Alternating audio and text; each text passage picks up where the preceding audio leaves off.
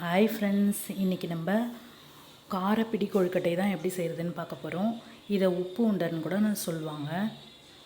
வாங்க எப்படி செய்யலான்னு பார்க்கலாம்.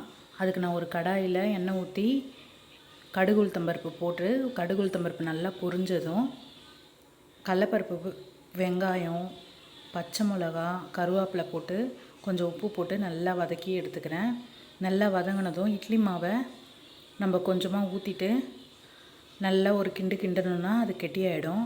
ஸ்டவ் ஆஃப் பண்ணிவிட்டு சூடு ஆறுனதும் நம்ம கையில் தண்ணி தொட்டு இந்த மாதிரி உருண்டையாகவும் பிடிச்சிக்கலாம், இல்லை கொழுக்கட்டை மாதிரியும் பிடிச்சிட்டு இட்லி பாத்திரத்தில் ஒரு 5 நிமிஷம் வேக வச்சு எடுத்தோன்னா காரப்பிடி கொழுக்கட்டை ரெடி.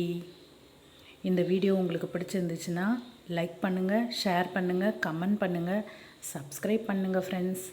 அடுத்த ஒரு நல்ல வீடியோவில் பார்க்கலாம்.